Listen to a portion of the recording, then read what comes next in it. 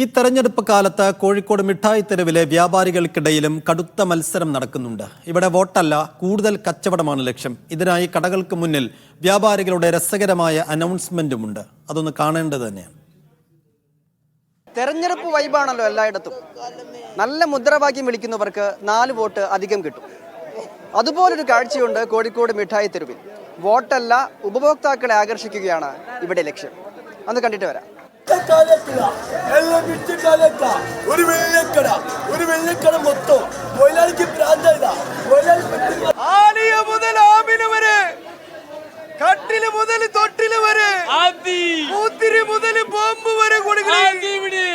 മിഠായി തെരുവിലെത്തിയാൽ ഓരോ കടയ്ക്ക് മുന്നിലും കാണാം ഇതുപോലെയുള്ള ഓഫർ അനൗൺസ്മെന്റ്.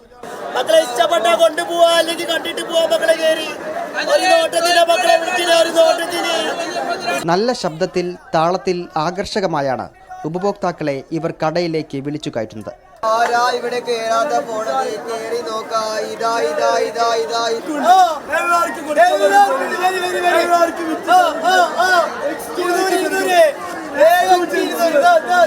നന്നായി വിളിച്ചു പറഞ്ഞാൽ കടയിലേക്ക് കൂടുതൽ പേർ കയറുമെന്ന് ഇവരുടെ സാക്ഷ്യം.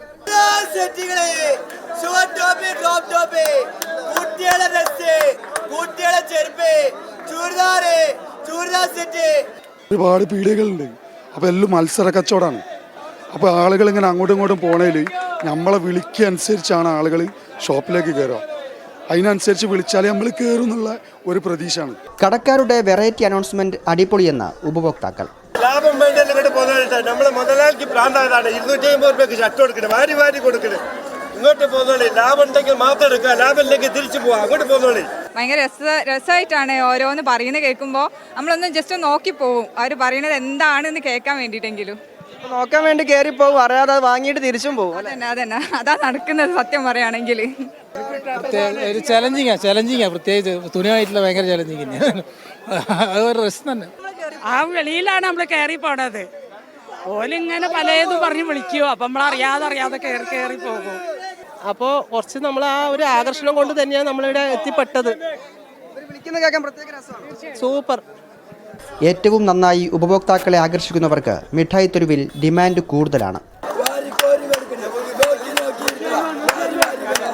ഓരോ ക്രൗഡ് ചെയ്യുന്ന ചെക്കന്മാർക്കും ചില നല്ല ചെക്കന്മാരുണ്ടാവും. ഓർക്ക് ഇതേപോലെ തന്നെ ക്രൗഡ് ചെയ്യുന്നതിന് വിളിക്കാൻ വേണ്ടി എക്സ്ട്രാ പൈസ കൊടുക്കുന്ന ആൾക്കാരും ഉണ്ട്. ചെറിയ പെരുന്നാൾ അടുത്തതോടെ ഉത്സവ പ്രതീതിയിലാണ് മിഠായി തെരുവാകെ.